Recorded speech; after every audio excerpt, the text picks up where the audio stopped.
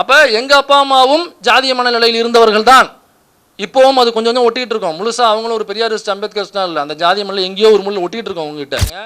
யுவராஜ் ஏதோ தவறு பண்ணுறாருங்க, வேற ஒரு சமூகத்தில் உள்ள பெண்ணோட ஏதோ ஒரு அஃபேரில் இருக்கார், சரிங்களா? இவனுங்களுக்கு அஃபேரில் இருக்கும் பொழுதெல்லாம் அந்த சாதியெல்லாம் உங்களுக்கு கண்ணிலே படாது. அப்போ என்ன ஜாதி என்னெல்லாம் எங்களுக்கு கண்ணில் படாது.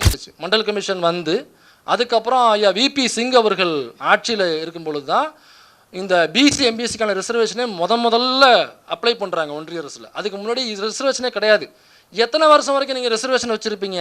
எத்தனை வருஷம் வரைக்கும் உங்களுக்கு ரிசர்வேஷன் வச்சுருப்பீங்கன்னா, டேய் ரிசர்வேஷன் கொடுத்ததே விபி சிங் பீரியடில் தான்டா, ஏதோ 200 வருஷமாக ரிசர்வேஷன் இருந்தது மாதிரி இவனுக்கு பேசிகிட்டு இருப்பானுங்க. நம்பாதீங்க தயவுசெய்து. இளைஞர்களே உங்கள் தலையில் மிளகா அரைக்க பார்க்குறானுங்க, உங்கள் தலையில் தயிர் சாதத்தை கட்ட பார்க்குறாங்க, நம்பாதீங்க. இங்கே இருக்காரு, நாடாளுமன்றத்தில் குண்டு போட்டாப்புல, தெரியும் இல்லைங்களா?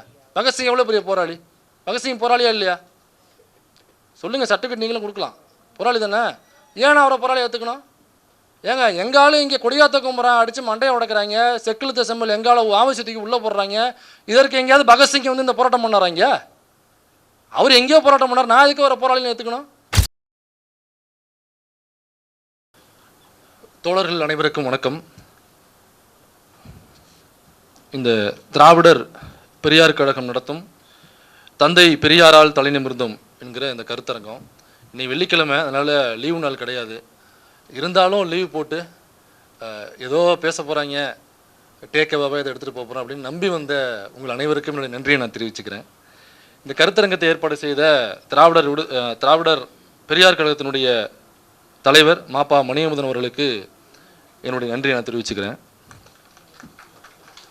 அடுத்ததாக உரையாற்றவிருக்கிற உரைவீச்சை கொடுக்க இருக்கிற தோழர் கௌதமராஜ் அவர்களுக்கும், உரைவீச்சை கொடுத்து அமர்ந்திருக்கிற மனோஜ் அவர்களுக்கும், வரவிருக்கிற அண்ணன் மணியரசு அவர்களுக்கும், இன்னும் ஏனைய தோழர்களுக்கும் என்னுடைய வணக்கத்தை தெரிவிச்சுக்கிறேன். என்னுடைய அறிவாசன் தந்தை பெரியார் அவர்களுக்கும் என்னுடைய நன்றி தெரிவிச்சுக்கிறேன். அதை பரபரப்பாக போயிட்டு இருக்கிற மேட்ரு, அதை பேசினா தான் வியூஸ் போகும் அப்படின்ற மாதிரி எல்லாத்தையும் அவர் பேசிட்டார்.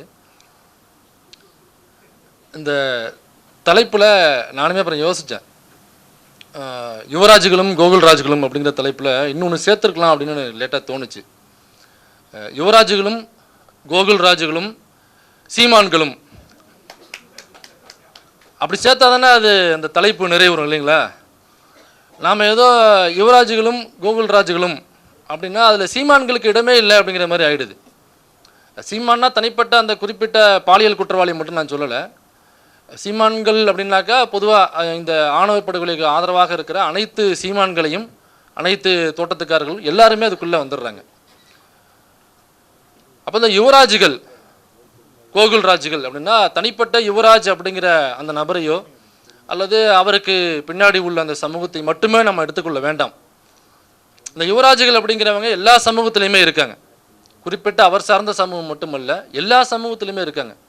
நீங்கள் வர்ணாசிரம அடிப்படையில் டாப்பில் உட்காந்துருக்கிற 3%லேருந்து பாக்கி 97% இருக்கிற அந்த வர்ணாசிரம அடிப்படையில் உள்ள கீழே இருக்கிற சாதி என்று அறியப்படுகிற சொல்லப்படுகிற அந்த சமூகத்திலேயுமே யுவராஜ்கள் உண்டு. பட்டியல் சமூகத்திலேயுமே யுவராஜ்கள் உண்டு. அது இது பிசி எம்பிசியில் மட்டும்தான் இருக்காங்க அப்படிங்கிற அர்த்தம் கிடையாது. அதனால தான் நான் என்ன சொன்னேன்னாக்கா யுவராஜ்களும் கோகுல்ராஜ்களும் அப்படின்னு வைங்க. இந்த யுவராஜ்களும் கோகுல்ராஜ்களும் எல்லா சமூகத்திலையுமே இருக்காங்க. நம்ம திராவிட இயக்க சிந்தனையாளர் எஸ் வி சேகர் அப்படி தானே சொல்லணும், இப்போ அப்படி தானே தோழர்? இல்லைனாக்கா பெரிய சிக்கலாக இருக்கும் போல் இருக்குது. திராவிட இயக்க சிந்தனையாளர் எஸ் வி சேகர் அவர்கள் அவர் கூட ஒரு மேடையில் பேசும்போது சொல்லியிருந்தார், எங்கள் சமூகத்தில் எங்கள் வா மேலே எங்கேயாவது எஃப்ஐஆர் இருக்கா அப்படிலாம் கேட்டிருந்தார்.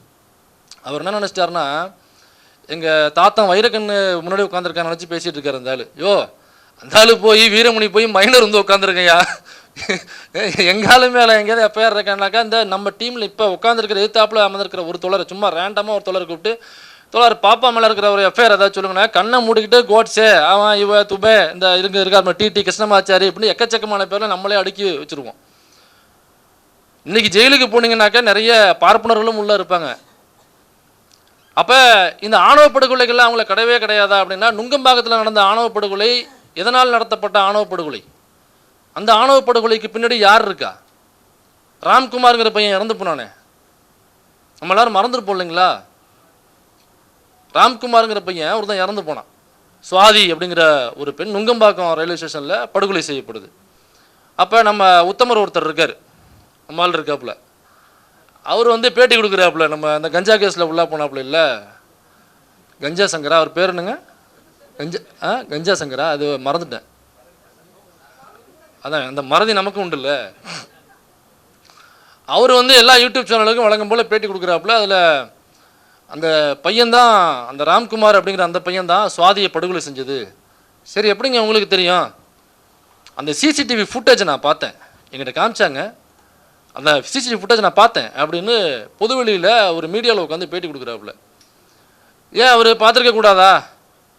என்னங்க சும்மா அவர் எப்பயாவது பொய் சொல்லுவார், எப்போவுமே பொய் சொல்லுவார். சரி, எப்பயாவதாவது உண்மையாக சொல்லுவார்ல, அவர் பார்க்கலங்கிறதுக்கு நம்மகிட்ட என்ன ஆதாரம் இருக்குது?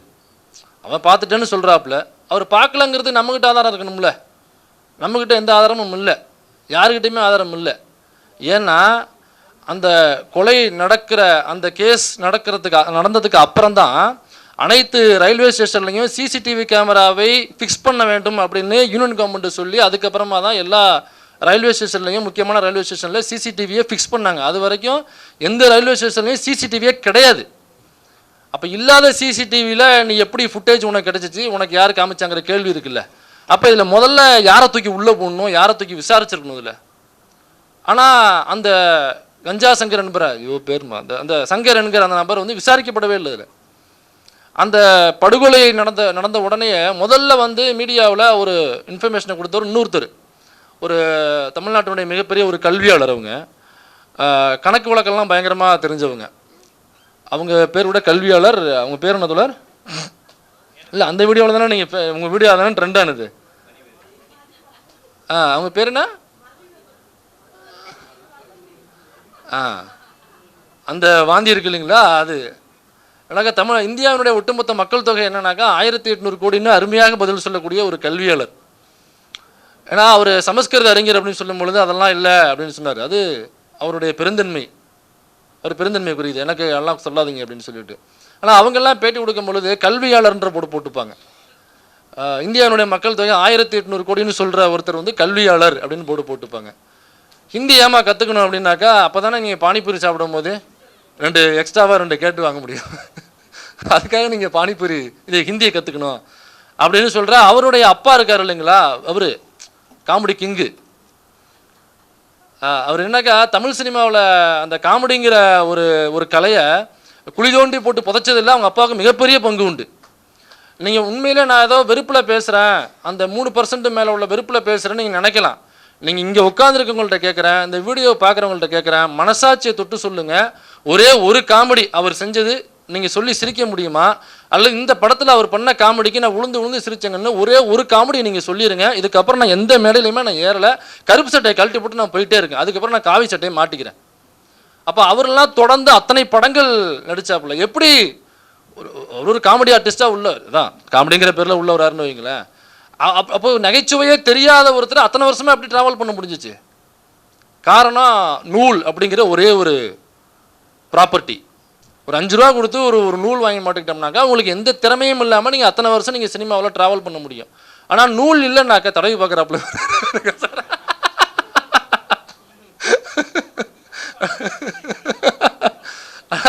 எவ்வளவு திறமை இருந்தாலும் நூல் இல்லாதனால இப்போ விஜய் சேதுபதி அப்படிங்கிற ஒரு நடிகர் எவ்வளவு திறமையான நடிகர். நீ மகாராஜா அப்படிங்கிற ஒரு படம் பல நாடுகளில் ஓடிக்கிட்டு இருக்கு, சைனா, ஜப்பான், நிறைய நாடுகளில் சொல்கிறாங்க, எனக்கு மறந்துட்டேன். பல நாடுகளில் ஓடி அங்கே உள்ள தியேட்டர்லாம் ஏகப்பட்ட வசூல் ஆகுது. முதல் முறையாக அவ்வளோ தியேட்டரில் அப்படி ஓடுதுன்னு சொல்கிறாங்க. ஆனால் அந்த விஜய் சேதுபதி என்கிற நடிகர் வந்து முதல் முறையாக ஒரு கதாநாயகனாக அறிமுகமாகிறதுக்கு 40 வயசு ஆயிடுச்சு அவருக்கு. அவ்வளோ பெரிய திறமையான நடிகர் நம்ம இன்றைக்கி தூக்கி புகழ்கிறோம். ஆனால் அவர் அறிமுகமாகிறதுக்கு கதாநாயகனாக 40 வயசு ஆகுது. அப்போ இவ்வளவு திறமைகள் நம்ம ஆள்கிட்ட இருந்தாலும் திறமையை வெளிக்காட்டுவதற்கு அந்த ஒரு வாய்ப்பு அது கிடைப்பதற்கு 40 வருடங்கள் ஆகுது. ஆனால் எந்த ஒரு திறமையும் இல்லாமல் ஒரு 5 ரூபா நூல்கண்டு வாங்கி சுருட்டி முதுகில் போட்டு போனோம்னாக்கா உங்களுக்கு காமெடி நடிகர்ங்கிற பட்டம் உங்களுக்கு கிடைச்சிடும், நீங்கள் 100 படத்துக்கு மேலே நடிக்கலாம். அவர் வந்து என்ன சொல்கிறாருன்னா, இந்த சுவாதியினுடைய படுகொலை நடக்குது, உடனடியாக வந்து ஒரு முஸ்லீம் பேரை சொன்னார், ஞாபகம் இருக்குங்களா, ஒரு இஸ்லாமிய பேரை சொல்லி அவர் தான் இந்த கொலையை செய்தது அப்படின்னு சொல்கிறாப்புல. நீங்கள் யோசிச்சு பாருங்கள், நானோ அல்லது மணியந்தன் தோழரோ, கௌதமராஜ் தோழரோ, மனோஜோ அல்லது எதிர்த்தாப்பில் உட்காந்துருக்க நம்மில் யாரோ இதே மாதிரி ஒரு படுகொலை செய்யப்படுறாங்க, அல்லது ஏதோ ஒரு அசம்பாவிதம் ஒரு எஃப்ஐஆர் ஆகுது, அதை குறித்து வீடியோ போடும் பொழுதோ அல்லது சோஷியல் மீடியாவில் எனக்கு தெரியும் அவருடைய பேர் வந்து பட்டாபி மயிலாப்பூரில் இருக்கான்னு நான் சொல்ல முடியுமா? சொல்ல முடியுமா? ஒருவேளை செஞ்சிருக்கலாங்கிறது வேற விஷயம். ஆனால் நான் அப்படி சொல்ல முடியுமான்னு நான் கேட்குறேன். சொன்னாக்கா முதல்ல காவல்துறை என்னையை தான் கைது பண்ணி உள்ள விசாரணை கூப்பிடும். அப்போ இவ்வளவு உரிமைகளும் எப்படி அவங்களுக்கு வழங்கப்படுது? கடைசியில் ராம்குமார்ங்கிற பையன் அநியாயமாக இறந்து போனான் உள்ள. அதாவது 8வது உயரத்தில் தொங்குற அந்த ஒயரை எடுத்து அவர் பறந்து போய், அவர் ஸ்பைடர்மேன் போல் இருக்கு, எப்படி விட்டு பறந்து போய் அந்த ஒயரை கடிச்சு அவர் இறந்து போனார் அப்படிங்கிற தகவல்லாம் நமக்கு வந்துச்சு. அவர் உள்ளே கொல்லப்பட போகிறார் என்கிற தகவல்லாம் முன்னாடியே ஸ்ப்ரெட் ஆக ஆரம்பிச்சிருச்சு. அது சம்மந்தப்பட்ட வக்கீல்லாம் கூட உள்ள சொன்னாங்க, அவருக்கு உயிர் அச்சம் இருக்கு உள்ள, அவர் உள்ள வந்து டார்கெட் பண்ணுறாங்கன்னு அவர் சொல்கிறாரு, டார்ச்சர் பண்ணுறாங்கன்னு சொல்கிறாரு, அவருடைய உயிருக்கு ஆபத்து இருப்பதாக இருக்கிறது முன்னாடியே வக்கீல் வந்து பேட்டிலாம் கொடுத்துட்டாப்புல. ஆனாலும் அதிமுக பிரிவில் நடந்துச்சு. அப்போ அந்த படுகொலை எதனால் செய்யப்பட்டுச்சு? சுவாதிங்கிற பொண்ணு எதனால் படுகொலை செய்யப்பட்டா? இப்போ விசாரணையில் வெளில தெரியணும்ல. இன்னைக்கு ஸ்ரீமதிங்கிற ஒரு பொண்ணு எல்லாரும் கேட்குறோம்ல, ஏங்க இறந்து போச்சு, ரிப்போர்ட் எங்கங்க கேட்குறோம்ல, இல்லை வேற பல சம்பவங்களை கேட்குறோம்ல, ரிப்போர்ட் எங்க இது திராவிட மாடல் அரசன் கேட்குறோம்ல. அதிமுகவில் ஒரு சம்பவம் நடந்துச்சு, பல சம்பவங்கள் நடந்துச்சுங்கிறது வேற விஷயம். இந்த சம்பவம் குறித்து ஏன் ரிப்போர்ட்டே வரல? அப்போ அதுக்கு பின்னாடி என்ன இருக்கு? சுவாதிங்கிற பொண்ணு ஏன் படுகொலை செய்யப்பட்டுச்சு? என்ன மோட்டிவ் இருந்துச்சு அந்த பையனுக்கு? ஒருவேளை செஞ்சிருந்தால் என்ன மோட்டிவ்? செய்யலைனாக்கா யார் செஞ்சது? அப்போ ராம்குமார் தான் செய்தால் என்று இந்த காவல்துறை அந்த அதிமுக அரசாங்கம் சொன்னது உண்மை என்றால், அப்போ ஒய்ஜி மகேந்திரன் முதல்ல வந்து வெளில சொன்னாப்லையே, இந்த காமெடி கிங்கு சொன்னாப்லையே, அந்த இஸ்லாமியர் யாரு? ஏதோ ஒரு பேர் சொன்ன, இஸ்லாமிய பேர் சொன்னில்ல, அந்த இஸ்லாமியர் யாரு? அப்போ அவரை எப்படி உனக்கு தெரியும்? அந்த பேர் எப்படி உன் வாயில வந்துச்சு? அப்போ அந்த படுகொலைக்கு பின்னாடி ஆணவ படுகொலை என்கிற கேள்வி உங்களுக்கு எழுதா? எனக்கு இல்லை, உங்களுக்கு எழுதில்ல, பார்க்குற எல்லா மக்களுக்கும் எழுதில்ல. அப்போ எப்படி அந்த வழக்கு ஒன்றுமே இல்லாமல் முடிஞ்சு போச்சுங்களே?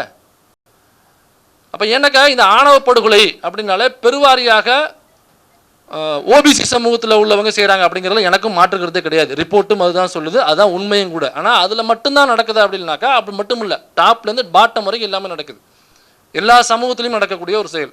மதுரை பக்கமோ திருநெல்வேலி பக்கமோ கூட நினைக்கிறேன், ஒரு பட்டியல் சமூகத்தை சேர்ந்த ஒருத்தர் இன்னொரு பட்டியல் சமூகத்தில் உள்ள ஒரு பெண்ணை காதலித்தார் அப்படிங்கிறதுக்காக அது படிநிலையில் கீழே உள்ள சமூகமாக கருதப்படுகிற ஒரு சமூகம் அந்த பையன். அதற்கு கொஞ்சம் மேலே இருக்கிற ஒரு பட்டியல் சமூகமாக கருதப்படுகிற ஒரு சமூகத்தில் அந்த பெண்ணை ஒரு காதலிச்சிட்டார் அப்படிங்கிறதுக்காக அந்த பையன் வந்து கொடூரமான முறையில் எரிச்சு கொல்லப்பட்டார்.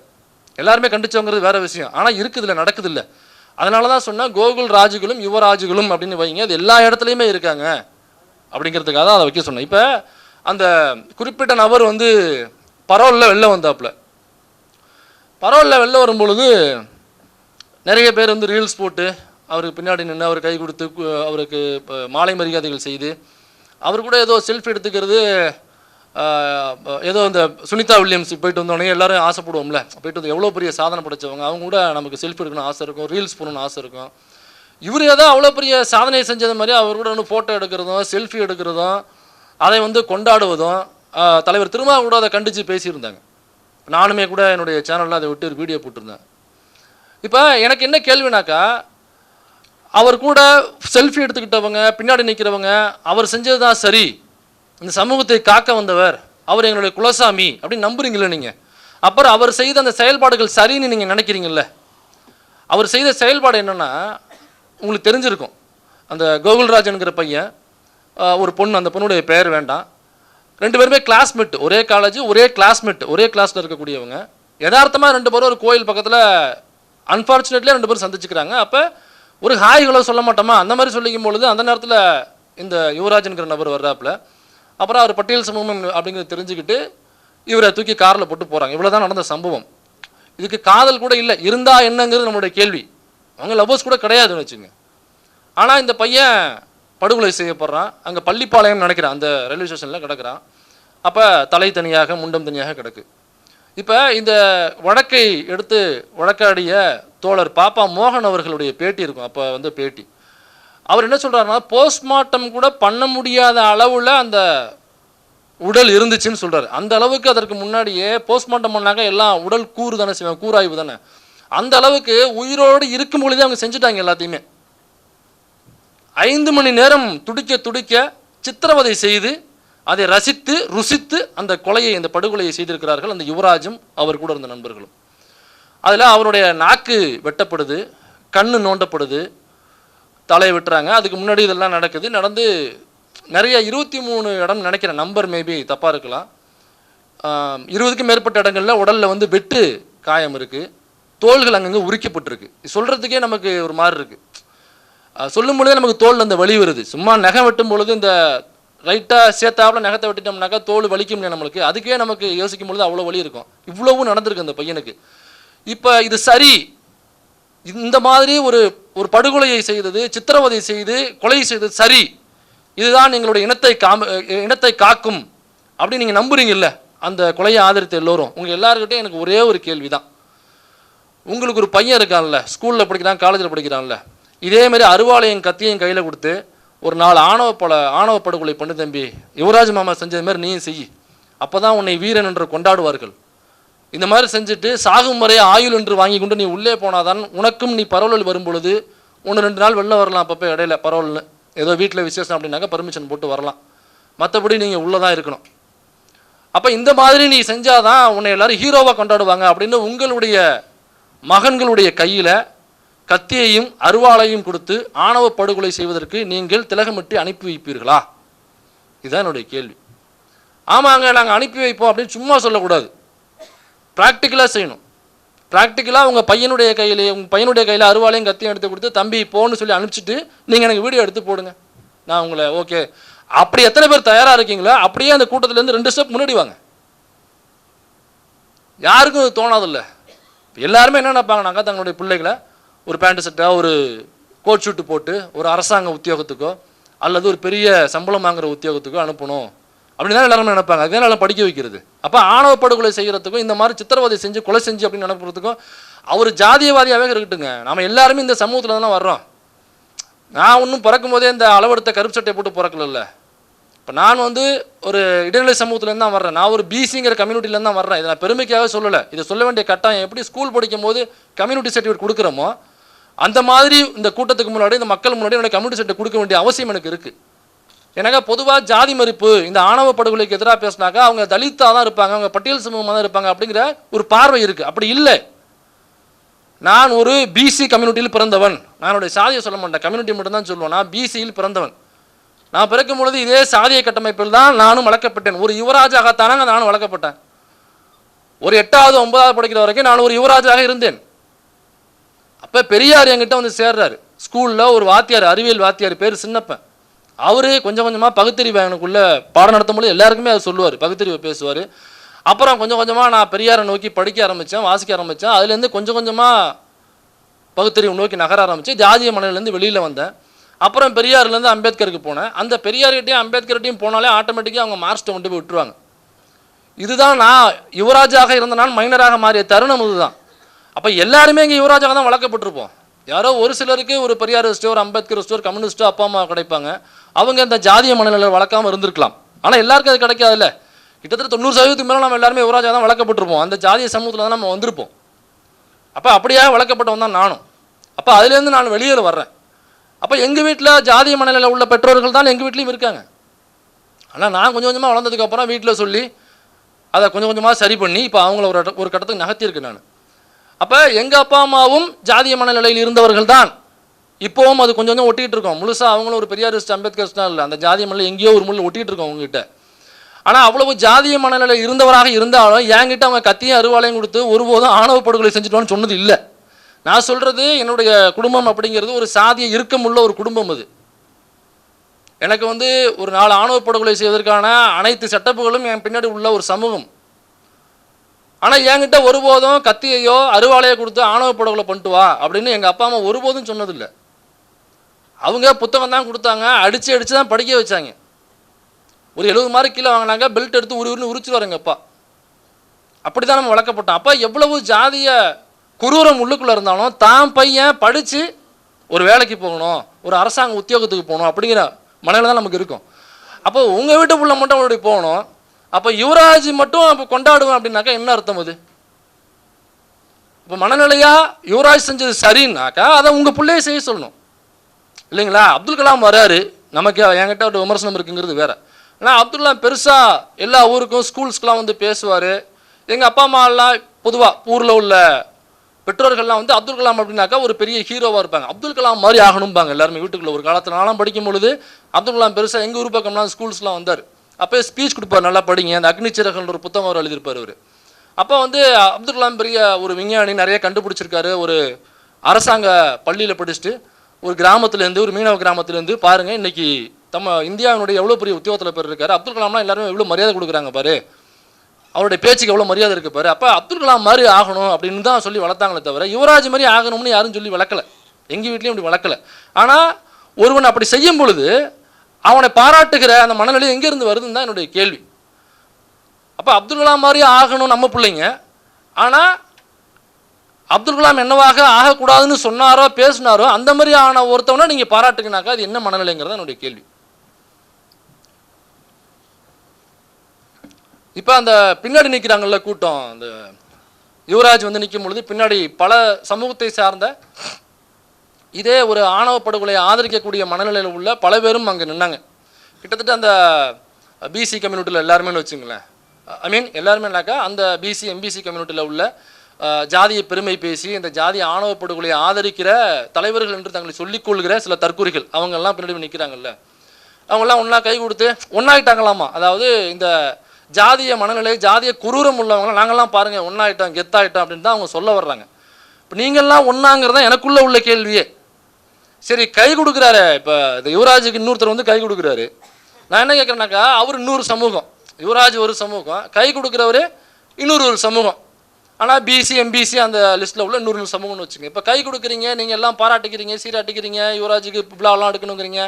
சரி, இப்போ இந்த வீட்டில் உள்ள ஒரு பையன் இந்த யுவராஜ் வீட்டில் உள்ள ஒரு பொண்ணை வந்து லவ் பண்ணிட்டானா நீங்கள் கல்யாணம் பண்ணி கொடுப்பீங்களா? முதல்ல கொடுப்பீங்களாங்க தான் என்னுடைய கேள்வி. ஏன்னாக்கா அதுக்குள்ளேயே படிநிலை உண்டு. இல்லை இல்லை, நான் யார் தெரியுமா, நான் வந்து மேல் சாதி, இவர் வந்து அது அங்கே உள்ள அது நமக்கு கீழே வருதுங்க, அது எப்படிங்க கொடுக்க முடியும் அப்படின்னு அவங்களுக்குள்ளேயே இந்த ஒற்றுமை இருக்காது. சரி, அந்த சமூகத்தை விட்டுறலாம், வேறு சமூகத்தை விட்டுறலாம். யுவராஜ் சார்ந்த சமூகத்தையே நான் கேட்குறேன். இப்போ அவர்கிட்ட இருந்ததில் நிறைய பேர் வந்து யுவராஜ் சார்ந்த சமூகத்தை சார்ந்தவர்கள் நிறைய பேர் இருந்திருப்பாங்க இல்லையா, அவங்ககிட்டே நான் கேட்குறேன். இப்போ அந்த சமூகத்தில் உள்ள இன்னொருத்தர் யுவராஜ் வீட்டில் உள்ள ஒரு பையனையோ பொண்ணையோ அவங்க கல்யாணம் பண்ணிக்கிறதுக்கு அந்த வயசில் அப்ரோச் பண்ணுறாங்கன்னா கொடுப்பாங்களா? கொடுக்க மாட்டாங்க. ஏன்னா அதுக்குள்ளேயே அந்த கூட்டம் இந்த கூட்டம்னு சொல்லி உட்பிரிவுகள் எக்கச்சக்கமாக உண்டு. உட்பிரிவுகளுக்குள்ளேயே பொண்ணு கொடுத்து பொண்ணு எடுத்துக்க மாட்டாங்க. பொண்ணு கொடுக்க முடியும், அந்த கூட்டம் மேலே இந்த கூட்டம் கீழே, அந்த கூட்டம் நம்மளை விட கொஞ்சம் கீழே, அது எப்படி நம்ம பொண்ணு கொடுத்து பொண்ணு எடுக்க முடியும் அப்படின்னு அவங்களுக்குள்ளே இந்த ஒற்றுமை இருக்காது. அப்போ இவங்க எல்லாம் ஒன்று சேர இடம் இருக்குல்ல, இந்த ஜாதிய மனநிலை ஜாதிய குரூரம் உள்ளவங்க ஒன்று சேர இடம் இருக்குல்ல. இதில் ஒருத்தர் இந்த ஒரு பைத்தியம் வந்து நிறையா முடிவு விட்டு நகையெல்லாம் போட்டு தெரியும், இப்போ உள்ளே இருக்குன்னு வைங்களேன், ஓகே பேர் தெரிஞ்சிச்சுன்னா ஓகே, அது வந்து பப்ளிக்காக சொல்லுது, எங்கள் சமூகத்தில் உள்ளவங்க வேறு சமூகத்தில் லவ் பண்ணாக்கா நான் கொலை பண்ணுவேன் அப்படின்னு ஒரு யூடியூப் சேனலில் உட்காந்து பப்ளிக்காக பேட்டி கொடுக்குது அந்த மனநலம் பாதிக்கப்பட்ட அந்த பீஸு. அப்போ அந்த சமூகத்தில் உள்ளவங்க வேறு சமூகத்தில் கல்யாணம் பண்ணாக்கா நான் வந்து கொலை பண்ணிடுவேன், இந்த சமூகத்தை நான் காவலன் அப்படின்னு சொல்கிறாருன்னா ரொம்ப ஓப்பனாக கேட்குறேன், சீமான் வீட்டுக்கு போ. சீமான் யாரும் கல்யாணம் பண்ணியிருக்காப்புல? இப்போ இல்லைப்பா, இப்போ ரெண்டு சமூகத்தில் வந்து ரத்த கலப்பு ஏற்பட்டுச்சுனாக்கா அது ஒட்டுமொத்த சமூகத்தையும் இழுக்குன்னு சொல்கிறீல்ல. இப்போ நேராக சீமான் வீட்டுக்கு போயேன் பார்ப்போம். போகணும், அது அந்த செயலை செய்யணும் என்பது என்னோட நோக்கம் கிடையாது. நான் கேள்வி எழுப்புறேன், நீ ஏன் அங்கே போகலன்னு நான் கேட்குறேன்.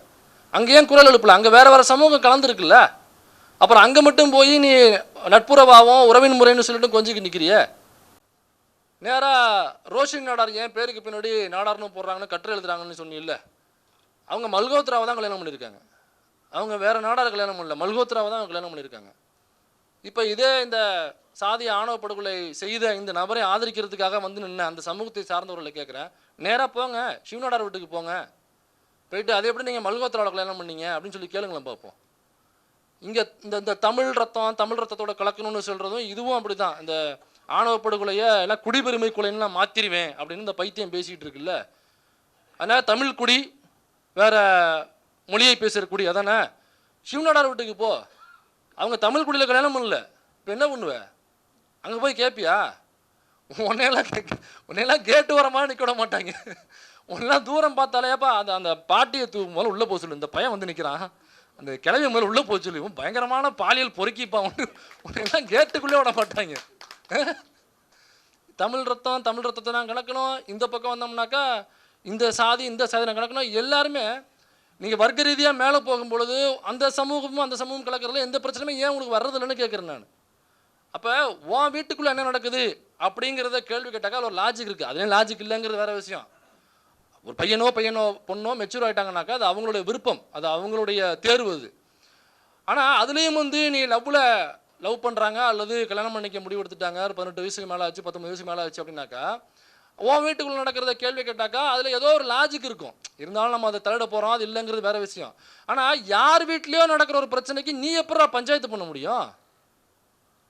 இப்போ இந்த கோகுல்ராஜ் கொலை செய்யப்படுறாப்புல அந்த பொண்ணு யுவராஜ் வீட்டு பொண்ணானாக்கா இல்லை,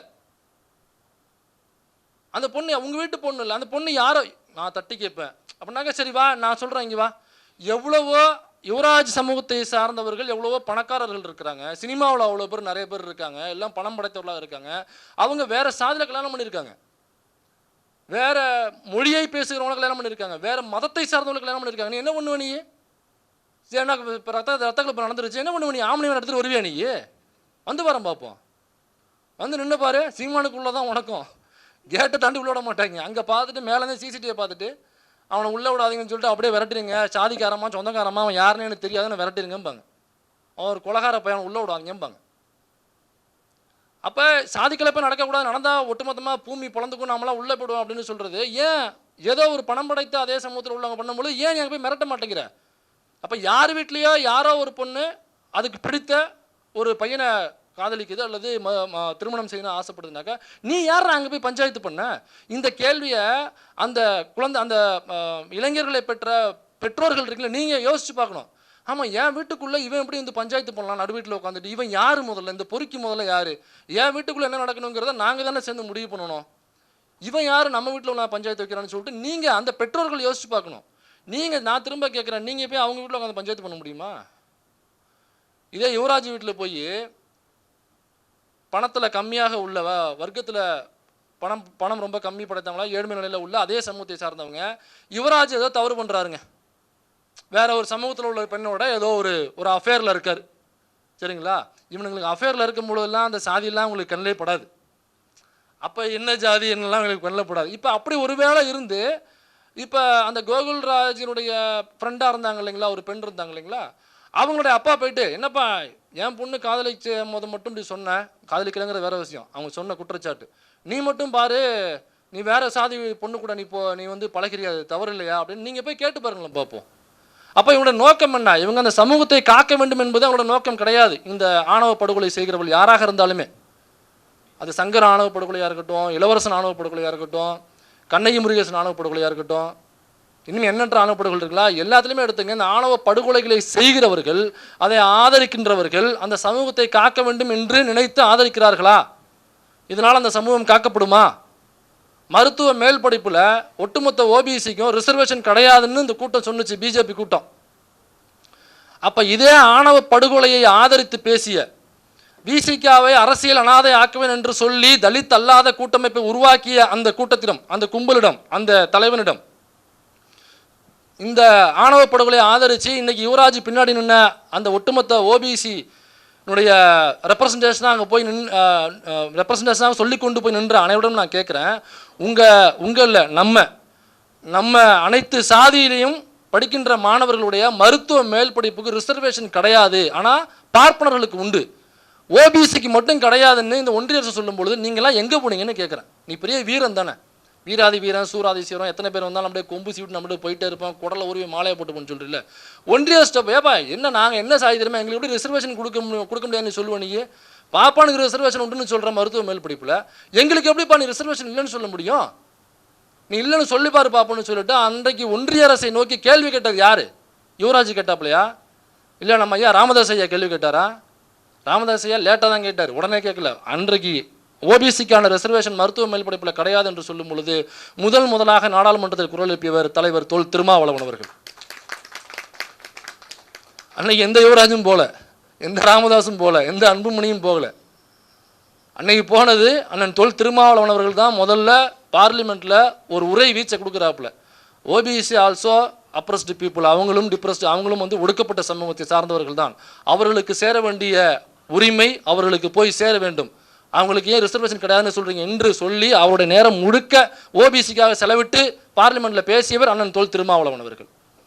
ஏன் அவர் நினச்சிருந்தாருனாக்கா, எனக்கா இங்கேருந்து குறிப்பாக தமிழ்நாட்டிலேருந்து போகிற எம்பிகளுக்கு அதிக நேரம் கொடுக்க மாட்டாங்க, வழக்கமாக எவ்வளோ நேரம் ஒதுக்குவாங்களோ அதை விட கம்மியாக தான் தமிழ்நாட்டில் உள்ள எம்பிக்களுக்கு கொடுப்பாங்க. எனக்கு நம்மளுக்கு கேள்வி மட்டும் கேட்க மாட்டாங்க, அந்த அந்த நேரத்தில் ஆப்போ சொல்லிட்டு வருவாங்க நம்மளுக்கு. அதனால் நேரத்தை கம்மியாக தான் கொடுப்பாங்க நம்மளுக்கு எப்போவுமே. அந்த கொடுத்த நேரத்தில் இங்கே பாதிக்கப்படுற ஒடுக்கப்படுற பட்டியல் சமூகங்களுக்கு ஆதரவாக அவருக்கு பேச தெரியாது. எவ்வளோ பிரச்சனைகள் இருக்காங்க, போய் பேச தெரியாது. அவர் ஏன் ஓபிசி மக்களுக்காக பேசணும்? அப்போ இந்த ஒடுக்கப்படுற ஓபிசி மக்களுக்காக பேசுகிறது யார்? நீ ஏதோ ஒரு சுயநலத்துக்காக ஒரு கொலையை பண்ணுற, அந்த கொலையை வச்சு சமூகத்துக்கு என்ன பலன் கிடைக்குது? சரி, இப்படி ஒரு ஆணவ கொலையை பண்ணிட்ட, இதனால் சிஏஏ சட்டத்தை ஒன்றிய அரசு கொண்டு வர பயப்படுவானா? ஐயோ தமிழ்நாட்டுக்கு போகாதீங்க, அங்கே யுவராஜ் இருக்காப்புல, ஐயோ அங்கே போகாதீங்க, ஐயா இவர் தோட்டத்துக்காரர் இருக்காரு, ஐயோ வேளாண் விவசாய சட்டம்லாம் கொண்டு போகாதீங்க, சீமான் இருக்காரு அப்படின்னு பயந்துட்டு கொண்டு வராமல் விட்டுருவாங்களா? அப்போ நீ வீரம், எனக்கு ரொம்ப வீரம் இருக்குது, நான் ஒரு என் கூட்டத்துக்கே வீரம் இருக்குது, எங்கள் சாதிக்கே அந்த திமிர் இருக்குது, வீரம் சிறந்த திமிர் இருக்குன்னாக்கா ஒன்றிய அரசு கொண்டு வரும் பொழுது அந்த திட்டத்தை எதிர்த்து இந்த ஆணவ கொலையை ஆதரித்து பேசுகிற அல்லது ஆதரித்து அன்றைக்கி செல்ஃபி எடுத்த ரீல்ஸ் போட்ட நீங்கள்லாம் சிஏஏ சட்டம் வரும் பொழுது எங்கே போய் செல்ஃபி எடுத்தீங்கன்னு நான் கேட்குறேன். கோயம்புத்தூர் முழுக்க நிறைய விவசாயத்தை சார்ந்த குடும்பங்கள் அதிகமாக இருக்கும். விவசாய சட்டம், வேளாண் சட்டம் கொண்டு வர்றதுங்கிறது விவசாயத்தை அழிக்கிற ஒரு சட்டம். விவசாயம் அழிஞ்சு போச்சுன்னா விவசாயி ஆட்டோமேட்டிக்காக அழிஞ்சு போயிடுவான், தூக்கி அப்படியே கார்பரேட் கையில் கொடுக்குற திட்டம் அது. அன்னைக்கு இதே யுவராஜ் எதுவும் போராட்டம் பண்ணாப்பலையா? என்னுடைய சமூகத்தை நான் ஒன்று திரட்டி எங்களுக்கு எதிராக வருகிற விவசாயிகளுக்கு எதிராக வருகிற இந்த சட்டத்தை நான் எதிர்த்து போராடுகிறேன் அப்படின்னு ஒரே ஒரு போராட்டம், மக்களுக்கான போராட்டம். மக்களை, ஒட்டுமொத்த மக்களையும் விட்டுருங்க, நீங்கள் ஒரு குறிப்பிட்ட சமூகத்துக்கான ரெப்ரசன்டேட்டிவாக ஒரு பாதுகாவலனா நீங்கள் நினச்சிக்கிறீங்கல்ல, அந்த சமூகம் பாதிக்கப்படும் பொழுது நீங்கள் என்ன பண்ணீங்கன்னு தான் கேட்டேன். அந்த குறிப்பிட்ட சமூகம் ஃபார்வேர்டு கம்யூனிட்டியில் இருந்துச்சு. முதல்வர் கலைஞர் அவர்கள், முத்தமிழறிஞர் கலைஞர் அவர்கள் முதல்வராக இருக்கும் பொழுது தான் அந்த சமூகத்தை, அந்த கம்யூனிட்டியை, அந்த கேஸ்ட்டை பிசிக்குள்ளே கொண்டு வர்றாரு. பிசிக்குள்ளே கொண்டு வந்ததுக்கு அப்புறம் தான் ரிசர்வேஷன் நிறையா கிடைக்கும். அரசினுடைய பறிக்கப்பட்ட, நம்முடைய பார்ப்பனர்களால் பறிக்கப்பட்ட உரிமைகள் திரும்ப அரசால் நம்ம கிடைக்கிறது ரிசர்வேஷனால தான். அந்த ரிசர்வேஷனை அந்த குறிப்பிட்ட சமூகத்துக்கு கொடுத்தது முத்தமிழறிஞர் டாக்டர் கலைஞர் அவர்கள். அன்னைக்கு இவர் எங்கே போனார்? அந்த ஆணவ கொலை படுகொலை ஆதரிக்கிறவங்க எங்கே போனாங்க? பழனிசாமி கவுண்டர்னு ஒருத்தர், அவர் சென்னை ஹைகோர்ட்டில் ஜட்ஜ் ஆகிறார். அப்போ அதுக்கான பாராட்டு விழா நடக்குது, சேலம் பக்கம் நினைக்கிறேன் பாராட்டு விழா நடக்குது. அதில் பெரியார் அவர்கள் சிறப்புரையாற்றுறதுக்காக கூப்பிட்றாங்க. அப்போ போகும்போது பெரியார் சொன்ன ஒரு சம்பவம் எல்லாருக்கும் நீங்கள் கேட்டிருப்பீங்க, இருந்தாலும் இந்த கேமரா வீடியோ பார்க்குறவங்களுக்கு சில பேர் தெரியாமல் இருக்கலாம். அப்போ பெரியார் வந்து சின்ன வயசு, அவர் 10 வயசாக இருக்கும் பொழுது அவங்க அப்பா, பெரியாருடைய அப்பா வந்து பெரிய பணக்காரர், அங்கே அதிகார மட்டத்தில் நல்ல பழக்கம் உடையவர். அப்போ அவர் பையனை கூப்பிட்டு வராரு, பெரியாரை கூப்பிட்டு வராரு. அப்போ அந்த ஒரு பார்ப்பனர் ஒருத்தர், ஒரு வழக்கறிஞர், அவர் வீட்டுக்கு வர்றாரு. வரும்பொழுது தலப்பா உருமாலாம் கட்டிட்டு ஒரு கோட் சூட்டு மாதிரி போட்டுருக்காரு பெரியாரோட அப்பா. வரும்பொழுது வழியில் எல்லாரும் என்ன பண்ணுறாங்கனாக்கா துண்டை எடுத்து கக்கத்தில் வச்சுக்கிறாங்க, இடுப்பில் கட்டிக்கிறாங்க, ஐயா வணக்கம் வணக்கம்னு பெரியாருடைய அப்பாவுக்கு வணக்கம் செலுத்துறாங்க. இப்போ இது வந்து பெரியாருடைய அப்பா பெரியார் கிடையாது, பெரியார் தான் பெரியார். அவர் 10 வயசாக இருக்கார். அப்போ இதெல்லாம் நடக்குது, பார்த்துக்கிட்டே வர்றாரு. ஊரில் அப்பாவுக்குள்ள மரியாதை கிடைக்குது அப்படிங்கிற மனநிலையில் பெரியார் வந்துட்டு இருக்கார் கூட. அப்படி வந்தவர் அந்த வழக்கறிஞர் வீட்டு வாசலுக்கு வரும்பொழுது தன்னுடைய தலப்பா உருமாவை கிளட்டி இடுப்பில் கட்டுறாப்புல பெரியாருடைய அப்பா. என்னடா அப்பா எவ்வளோ பெரிய ஆள், இன்னும் இங்கே வந்து ஏன் உருமாவை கழட்டி இடுப்பில் கட்டுறாரு? அப்புறம் உள்ளே போகிறார், சத்தம் இல்லாமல் கேட்டை திறந்துட்டு உள்ளே போகிறார். உள்ளே போனவனையே கொஞ்சம் கொஞ்சமாக குனிஞ்சு நிமிர்ந்திருந்தவர் கிட்டத்தட்ட எடப்பாடியினுடைய ஒரு 50% ஆகிட்டார். இப்படி வந்துட்டார். இப்படி வந்துட்டு சத்தம் போடாமல் போய் நிற்கிறாரு. உள்ளேருந்து அந்த பார்ப்பன வக்கீல் வருவார். என்னடா அப்படிங்கிறாரு பெரியாருடைய அப்பாவை பார்த்து. பெரியாருக்கு தூக்கி வாரி போடு, நம்ம அப்பா எவ்வளோ பெரிய பணக்காரர், எவ்வளோ அதிகாரத்தில், எல்லாருமே அதிகாரிகள் எல்லாம் நம்ம அப்பாவை பார்த்தா ஏஞ்சி நின்று ஐயான்னு சொல்லி கும்பிடுவாங்க. இவன் யார், அவன் பார்க்குறது லுச்சா பையன் மாதிரி இருக்கான், உண்மையிலே அவன் லுச்சா பையன் தாங்கிறது வேறு விஷயம். இவன் என்னன்னா அவன் பிரதேச மாதிரி இருக்கான், இவன் வந்து நம்ம அப்பா வாடா போடாங்கிறான்னு பார்த்துட்டு இருக்காப்புல. அப்புறம் அவர் கேட்குறாரு, ஒரு வழக்கு ஒன்று போயிட்டுருக்கு, அந்த வழக்கறிஞர் தான் அந்த வழக்குக்கான வாதாடுறாரு. இப்போ போனோடனே கேட்குறாப்புல, ஐயா நம்மளுடைய வழக்கு ஜெயிச்சிருமா அப்படிங்கிறாரு. ஜெயிச்சிருண்டா அப்படிங்கிறாரு. சரிங்கன்னு சொல்லிட்டு கை கட்டி நிற்கிறாப்புல. அப்புறம் 100 ரூபா பணத்தை தூக்கி வைக்கிறாப்புல. யோசிச்சுங்க, அந்த காலத்தில் 100 ரூபாங்கிறது எவ்வளோ பெரிய அமௌண்ட்டு. அந்த 100 ரூபாயை அவன் சம்பளமாக வாங்குறாருனாக்கா எவ்வளோ பெரிய வக்கீலாக இருப்பார். அப்போ 100 ரூபாயை தூக்கி வைக்கிறாப்புல. அந்த பார்ப்பன வக்கீல் என்ன பண்ணுறாருனாக்கா உள்ளே தண்ணி எடுத்துகிட்டு வந்து தண்ணி தெளித்து தீட்டு தெளிச்சுட்டு அதை 100 ரூபாய் எடுத்துகிட்டு உள்ளே போகிறாப்புல. திரும்ப வந்தோடனே கேட்குறாப்புல, ஐயா கண்டிப்பாக ஜெயிச்சிருவோம்மா, கண்டிப்பாக ஜெயிச்சிருவோம்டா, நம்ம கேஸு நம்ம ஜெயிச்சிருவோம்டா அப்படிங்கிறாரு. கிளம்புறதுக்கு முன்னாடி தலையை சுரிஞ்சுக்கிட்டே, ஐயா கிளம்புறேன், கடைசியாக நம்ம ஜெயிச்சிருவோமா அப்படிங்கிறாரு. அதுக்கு அவர் சொல்கிறார் அந்த பார்ப்பன வக்கீல், ஏண்டா என்ன கவுண்டர் பையன் நினச்சியா சொல்கிற, திரும்ப திரும்ப கேட்டுட்ருக்க அப்படிங்கிறாரு. அப்போ அதுக்கு அர்த்தம் என்னன்னு கேளுங்க. ஒரு குறிப்பிட்ட சமூகத்தினுடைய பெயரை சொல்லி இழிவுபடுத்துவதற்காக அந்த சமூகத்தினுடைய பெயரை பயன்படுத்துகிறார். இதை பெரியார் பழனிசாமி கவுண்டர் என்கிற ஒருத்தர் சென்னை ஹைகோர்ட் வக்கீலாகிறாரு. அவருக்கான பாராட்டு விழா சிறப்புரையாற்ற பெரியார் போகும்போது நினைவூட்டி, இப்படி நடந்துச்சு நான் 10 வயசாக இருக்கும் பொழுது, இப்போ வாடா, இப்போ எல்லாரும் வாங்கடா அப்படி சொன்னீங்களே, இன்னைக்கு வாங்க. அதே கவுண்டர் சமூகத்தில் ஒருத்தர் சென்னை ஹைகோர்ட் ஜட்ஜாக இருக்காரு, இப்போ வந்து கேள்றா அப்படின்னு அன்னைக்கு சொடக்கு போட்டு பேசினவர் தந்தை பெரியார் அவர்கள். அன்னைக்கு இந்த ஆணவ படுகொலையை ஆதரித்த யாரும் அன்னைக்கு இங்கே வரல. இந்த அர்ஜுன் சம்பத்துகளோ ஆர்எஸ்எஸோ பிஜேபியோ அன்னைக்கு யாரும் அங்கே வரல. ஸோ இப்படியாப்பட்ட ஒரு சமூகத்தை நில உடைமையாளர்களாக இருக்கலாம், ஆனாலும் பார்ப்பனர்கள் எந்த இடத்துல வச்சுருக்காங்க பாருங்கள். இழிவாக பேசுவதற்கு அந்த சாதியினுடைய பெயரை அவங்களை பயன்படுத்துகிறாங்க. நீ என்ன பண்ணுறன்னா, சாதிய படிநிலையில் தனக்கு ஒரு கீழே ஒரு சாதி இருக்குது என்று நம்பிக்கொண்டு அந்த சாதியில் உள்ளவங்கள ஆணவ படுகொலை செய்கிறதுக்கு நீ பாஞ்சுக்கிட்டு போகிற. இப்போ நீ அவ்வளோ பெரிய வீரனாக்கா அன்னைக்கு அந்த உன்னுடைய சமூகத்தை இழிவு செய்வதற்கான வார்த்தைக்காக அந்த சமூகத்தின் பேரை பயன்படுத்தினால அவனுக்கு எதிராக நீ என்ன குரல் கொடுத்துருக்க? உனக்கு அந்த வரலாறு தெரியாமல் இருக்கலாம், நீ படிக்காமல் இருந்துடலாம், தற்கொலையாக இருந்துடலாம். நான் இப்போ சொல்கிறேன் அந்த வரலாறை, உனக்கு டேட்டா வேணால் எடுத்து கூட தர்றேன், புத்தகம் வேணால் எடுத்து தர்றேன், அந்த தகவல் வேணால் எடுத்து தர்றேன். இன்றைக்கி போய் கேளேன், எப்பட்றா எங்கள் சமூகத்தை பார்த்து அப்படி சொன்னால் நாங்கள் எவ்வளோ பெரிய வீர தீர செயல்கள் புரிஞ்சவங்க தெரியுமாடா? தீரன் சின்னமலை யார் தெரியுமாடா? நான் யார் தெரியுமாடா? நாங்கள் மடக்கினோம்னா ஆம்ஸ் வந்து எங்கள் அர்னால்டை விட பெருசுரா, நெஞ்ச விரிச்சு காமிச்சனாக்கா மோடியை விட எனக்கு பயங்கரமான ஜஸ்ட் 56 இன்ச்சுக்கு மேலடா, நீ எங்கள் சமூகத்தை பார்த்து அப்படி சொன்னியாடா அப்படின்னு நீங்கள் அவ்வளோ பெரிய வீரனாக இருந்தால் அங்கே போய் கேளுங்க பாஸு. அவருடைய அமைப்புடைய பேர் என்னன்னாக்கா தீரன் அமைப்புன்னு நினைக்கிறேன். தீரன் சின்னமலை. தீரன் சின்னமலை யாருன்னா, இவங்க பண்ணுறது ஆணவ படுகொலை, அப்புறம் பட்டியல் சமூகத்தை சார்ந்தவர்களுக்கு தொந்தரவு கொடுக்கறது, அடிக்கிறது, சாதிய ஒடுக்குமுறை பண்ணுறது, இதெல்லாம் பண்ணிட்டு அமைப்பினுடைய பேர் தீரன் சின்னமலை அமைப்பு. ஏதோ தீரன் சின்னமலை ஏதோ டெய்லி காலைல ஏஞ்சவனையே கத்தி எடுத்துகிட்டு போய் 4 ஆணவ படுகொலை பண்ணிட்டு அப்படியே அங்கிட்டு போயிட்டு 4 பட்டியல் சமூக மக்களுடைய வீடுகளை பிடிச்சி கொளுத்தி விட்டு வர்றது மாதிரி இவங்க வந்து தீரன் சின்னமலைன்னு இவங்க பண்ணுற அந்த இழிவான செயல்களுக்கு இந்த தீரன் சின்னமலை என்கிற அன்னைக்கு பிரிட்டிஷாரனுடைய அந்த ஒடுக்குமுறைக்கு எதிராக, அந்த வரி சுரண்டலுக்கு எதிராக, அந்த அதிகார மையத்துக்கு எதிராக குரல் கொடுத்தவர் தான் தீரன் சின்னமலை. அவர் ஒன்றும் பட்டியல் சமூக மக்களை கொடுமைப்படுத்தியவர் அல்ல, அவர் ஆணவ படுகொலைக்கு ஆதரவானவர் அல்ல, அவர் ஒன்றும் ஆணவ படுகொலை செய்தவர் அல்ல. அப்படியாப்பட்டவருடைய பேரை வச்சிருக்குனாக்கா, அதாவது அதிகார மையத்திலிருந்து உழைக்கின்ற மக்களுடைய உழைப்பை சுரண்டுகிற ஒருத்தவனை கேள்வி கேட்ட தீரன் சின்னமலை தலைவன் சொன்னாக்கா நீ என்ன பண்ணணும்? இன்னைக்கு தமிழ்நாட்டினுடைய உழைக்கும் மக்களுடைய தமிழ்நாட்டினுடைய உழைப்பை சுரண்டுகிற அதிகார வர்க்கத்தில் இருக்கிற டெல்லியை நோக்கி நீ கேள்வி கேட்கணும். உனக்கு தைரியம் இருக்கா? இல்லைனாக்கா பேரை மாத்து, தீரன் சின்னமலைங்கிற பேரை மாத்து. மண்டல் கமிஷன் நிறைய பேர் பேசியிருப்பாங்க, நீங்கள் நிறையா இதில் பார்த்துருக்கலாம். இந்த மண்டல் கமிஷன் வந்ததுக்கு அப்புறம் தான் நமக்கான ரிசர்வேஷன் அப்படிங்கிறத முதல்ல கொடுக்கப்பட்டுச்சு. மண்டல் கமிஷன் வந்து அதுக்கப்புறம் ஐயா விபி சிங் அவர்கள் ஆட்சியில் இருக்கும் பொழுது தான் இந்த பிசி எம்பிசிக்கான ரிசர்வேஷனே முதல்ல அப்ளை பண்ணுறாங்க ஒன்றிய அரசில். அதுக்கு முன்னாடி ரிசர்வேஷனே கிடையாது. எத்தனை வருஷம் வரைக்கும் நீங்கள் ரிசர்வேஷன் வச்சுருப்பீங்க? எத்தனை வருஷம் வரைக்கும் உங்களுக்கு ரிசர்வேஷன் வச்சுருப்பீங்கன்னா, டேய் ரிசர்வேஷன் கொடுத்ததே விபி சிங் பீரியடில் தான்டா, ஏதோ 200 வருஷமாக ரிசர்வேஷன் இருந்தது மாதிரி உனக்கு பேசிகிட்டு இருப்பானுங்க. நம்பாதீங்க தயவுசெய்து. இளைஞர்களே உங்கள் தலையில் மிளகா அரைக்க பார்க்குறானுங்க, உங்கள் தலையில் தயிர் சாதத்தை கட்ட பார்க்குறாங்க, நம்பாதீங்க. நம்ம ரிசர்வேஷன் கொடுக்கப்பட்டதே விபி சிங் ஐயா அவருடைய பீரியடில் தான் கொடுக்கப்பட்டுச்சு. இந்த மண்டல் கமிஷன் கொடுத்த ரிப்போர்ட் என்னென்னா 1980 மண்டல் கமிஷன் ரிப்போர்ட் வருதுங்க. அந்த ரிப்போர்ட்டின்படி மத்திய அமைச்சரக துறைகள், அதாவது ஒன்றிய அரசினுடைய அமைச்சரவை துறைகள் இருக்குது பார்த்தீங்களா, அந்த துறைகளில் உள்ள மொத்தம் வேலைவாய்ப்பு வந்து 11,707. 1980 11,707 வேலைவாய்ப்புகள் அங்கே. அது முக்கியமான வேலைவாய்ப்பு, அதாவது இந்த செக்ரட்டரி, அடிஷனல் செக்ரட்டரிலாம் சொல்லுவாங்கல்ல, தலைமைச் செயலர், அது கீழே உள்ளவங்க, முக்கியமான பொறுப்பு. இந்த இந்தியா என்ற அரசாங்கமே எதை நோக்கி செல்ல வேண்டும் என்பதை தீர்மானிக்கக்கூடிய வேலைவாய்ப்பு அதெல்லாம்.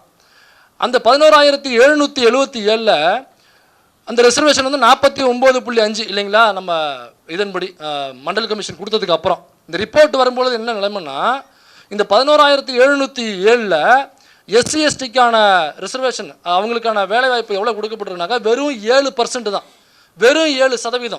அப்போ 11,707 எஸ்சி எஸ்டிக்கான வேலைவாய்ப்பு வந்து வெறும் 840 தான் கொடுத்துருக்காங்க. அப்போ 11,000 வேலைவாய்ப்பு பாக்கி இருக்குது. அதில் ஓபிசிக்கு கொடுக்கப்பட்டது எவ்வளோ தெரியுமா? வெறும் 2.59, வெறும் 2.59%. 11,707 வெறும் 2% தான் ஓபிசிக்கு. அப்போ பாக்கி இருக்கிற 90 2 3 90ன்னு வச்சுங்க ரவுண்டா. பாக்கி 90% வேலை வாய்ப்பு, அதாவது 10,564 எல்லாம் பெரிய பெரிய போஸ்டிங். அதில் இருந்தவன் பூரா பார்ப்பனர்கள். 1980 கொடுத்த ரிப்போர்ட் இது. அது கீழே மத்திய சுய ஆட்சி மற்றும் துணை அலுவலகங்கள், அதில் 81,325 ஒன்றிய அரசினுடைய வேலை வாய்ப்புகள் இதெல்லாம். இதில் பட்டியல் சமூகத்துக்கு வெறும் 6% தான், ஓபிசிக்கு வெறும் 5%. பாக்கி 88% வேலை வாய்ப்புகள், அதாவது 81,325 போஸ்டிங்கில் 71,779 போஸ்டிங் வந்து நிரப்புனது பார்ப்பனர்களை வச்சு. அதே மாதிரி பொதுத்துறை நிறுவனங்களில் உள்ள மற்ற வேலை வாய்ப்புகள் 80,994. அதில் பட்டியல் சமூகத்துக்கு வெறும் 3,600, ஓபிசிக்கு வெறும் 3,700. பாக்கி 73,623 வேலை வாய்ப்புகள் யாருக்குனாக்க அந்த பார்ப்பன கும்பலுக்கு. அப்போ ஒன்றிய அரசினுடைய அனைத்து நிறுவனங்களும் யாரை வச்சு ஃபில் பண்ணாங்கன்னா இந்த பார்ப்பன கும்பலை வச்சு தான் ஃபில் பண்ணாங்க. மண்டல் கமிஷனுடைய ரிப்போர்ட் இது. அப்போ இதில் ஓபிசியினுடைய பார்ட்டிசிபேஷன் ரொம்ப கம்மியாக இருக்குது. அப்போ ஓபிசிக்கும் ரிசர்வேஷன் கொடுக்க வேண்டும் என்ற இந்த ரிசல்ட்டை வச்சு தான் மண்டல் கமிஷன் ரிப்போர்ட்டை கொடுக்குது. இதுக்கு அப்புறம் தான் நமக்கு ரிசர்வேஷன் வருது. எங்கே? ஒன்றிய அரசினுடைய நிறுவனங்கள் நான் சொல்கிறேன்.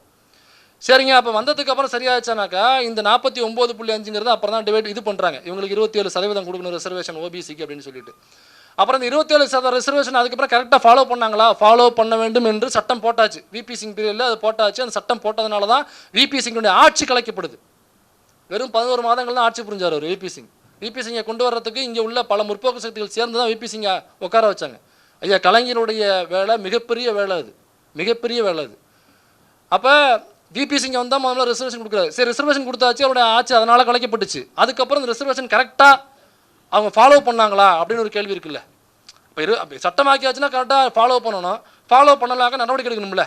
அதனால தான் தமிழ்நாடு அரசாங்கம் இப்போ ஐயா கலைஞர் இவர் ஸ்டாலின் அவர்கள் வந்ததுக்கு பிறகு இந்த கண்காணிப்பு குழுன்னு ஒன்று போட்டார். சமூக நீதி கண்காணிப்பு குழு அப்படின்னு ஐயா சுபவி அவர்கள் தலைமையில் இருக்கும். இப்போ இவங்க வந்து எல்லா காலேஜ்லையும் அல்லது ஸ்கூல்ஸில் அரசு வேலைகளில் இந்த ரிசர்வேஷன் படி ஃபாலோ பண்ணுறாங்களா அப்படிங்கிறத கண்காணிக்கிறது அவங்களுடைய வேலை. அதில் ஏதாவது தவறுகள் நடந்துச்சுனாக்கா பாதிக்கப்பட்டவங்க மனு போடுவாங்க. அதை எடுத்துகிட்டு உரிய இடத்துக்கு போவாங்க. அது அரசாங்க உத்தியோகமோ கவர்மெண்ட் எய்டடோ அல்லது ப்ரைவேட் காலேஜ்லையும் சில இடங்களில் அதை ஃபாலோ பண்ணணும்னாக்கா அதில் குளறுபடிகளோ உடனடியாக போய் அதை சரி செய்வாங்க. இப்போ இங்கே என்ன பிரச்சனைனா, கொடுத்ததுக்கப்புறம் அந்த ரிசர்வேஷனை கரெக்டாக ஃபாலோ பண்ணாங்களானாக்கா இல்லை. இது எப்போனாக்கா இப்போ ஒரு 4 நாளைக்கு முன்னாடி வந்த ஒரு ரிப்போர்ட்டு, ஐஐடி நம்ம மெட்ராஸ் ஐஐடி இருக்கு இல்லைங்களா, அந்த மெட்ராஸ் ஐஐடியில் ரிசர்வேஷன் படி கரெக்டாக வேலைவாய்ப்புகள் கொடுக்கப்படுதா அப்படின்னு கேள்வி கேட்டதுக்கு ஆர்டிஐ போட்டு தகவல் வாங்கியிருக்காங்க. அந்த ஆர்டிஐ தகவலுக்கு அவங்க ரிப்ளையும் கொடுத்துருக்காங்க.